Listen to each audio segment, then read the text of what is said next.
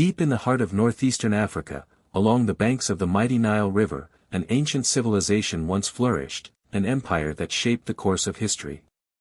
This is the Kingdom of Kush, a powerful kingdom that played a pivotal role in the story of ancient Africa and the ancient world. Today, we embark on a journey to uncover the history, culture, and legacy of the Kingdom of Kush. The Kingdom of Kush was located to the south of ancient Egypt, in what is today modern-day Sudan. The kingdom lasted for nearly 1,000 years, from around 1070 BCE to 350 CE. But how did it rise to power, and what makes its story so significant in the context of African history? The Kushites are often overshadowed by their famous neighbors to the north, the Egyptians, but their story is equally fascinating. Kush was home to rich cultures, powerful kings, and monumental achievements, some of which have left an indelible mark on history. Kush's history can be traced back to the early Bronze Age, but it was in the New Kingdom of Egypt, around 1500 BCE, that the kingdom truly began to take shape. Kushites were known as the powerful neighbors to Egypt's south, and early evidence shows a mix of interaction, both peaceful and hostile, between these two civilizations. During the height of the Egyptian New Kingdom, Kush was an important region that provided Egypt with raw materials like gold, timber, and ivory. But as Egypt weakened in the 11th century BCE, Kush began to assert itself, eventually rising to become one of the most powerful kingdoms in the ancient world. By the 8th century BCE, Kush had fully emerged as a regional power. Its capital, Napata, located at the fourth cataract of the Nile, became a center of commerce, religion, and politics. But Kush's true moment of glory came when the Kingdom of Kush conquered Egypt. In 747 BCE, Pi, a powerful Kushite king, launched a military campaign that led to the conquest of Egypt. Pi's victory was monumental, and it marked the beginning of what we call the 25th dynasty of Egypt, the Kushite dynasty. This was a golden age for both Kush and Egypt, as the Kushite rulers, often referred to as the Black Pharaohs, brought a sense of stability, prosperity, and cultural renaissance to Egypt. The Black Pharaohs, as they are sometimes called, ruled Egypt for almost a century. These rulers were not just military conquerors but also great patrons of culture and religion.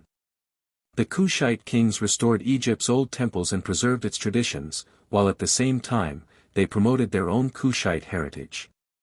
Some of the most famous Kushite pharaohs include Pi, Shabaka, and Taharka.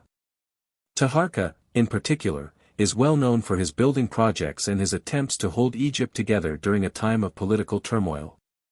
Despite the successes of the Kushite rulers, the Kingdom of Kush would eventually face challenges. In 656 BCE, Egypt was invaded by the Assyrian Empire. Under the leadership of the Assyrian king Esarhaddon, the Kushites were pushed back, and Egypt fell under foreign rule. However, even in decline, the Kushites managed to maintain their independence for some time.